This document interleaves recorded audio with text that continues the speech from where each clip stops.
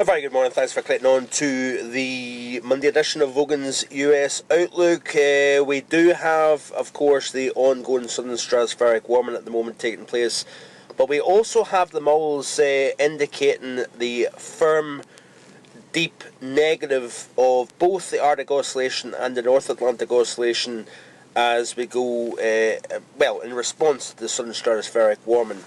But what is interesting is the modelling has been a little bit slow in turning things cold, particularly so for the eastern half of the country. There's no question that the next 7 to 10 days is going to be warmer than normal across the east and particularly the southeastern half of the country, where we could be talking about some record warm temperatures in the coming week or so.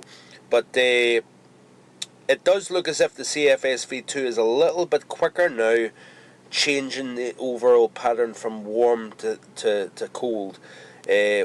All the indicators, the big indicators, the big drivers all suggest that we have got a colder turnaround coming up for the end of February and beginning of March. But you can see here as we go into the 8 to 14 days, so the first 7 days very warm, particularly in the southeast. Then in the 8 to 14 day, we've got bitterly cold air that's currently building over Western Canada. That is dropping into the central and north central portion of the country in the 8 to 14. So that takes us out to the 19th through 26th of February. Warm up and down the east coast, as you can see.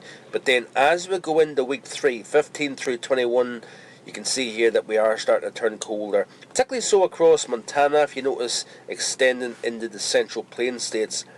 Still residual warmth across New England here, but I do think the CFSv2 is now beginning to see what is going on within the southern stratospheric warming scenario here. So with that warming taking place, the models have a hard time sometimes seeing what's going on above until the event has taken place and we actually do have colder air into the troposphere. Then, as you can see here, the day 22 through 28, which is the 5th through the 12th of March, much colder. So the modelling is definitely seeing the response to the strat warming taking place as we go into the period here. So it does look as if while the GFS ensemble is a little bit slow still, the CFSv2 is certainly catching up big time, and it takes the cold right through until the end of March here, as you can see. So plenty of weather, plenty of things going on. Keep it right here on YouTube and on marfoganweather.com for the very latest. Have a great Monday afternoon. Bye for now.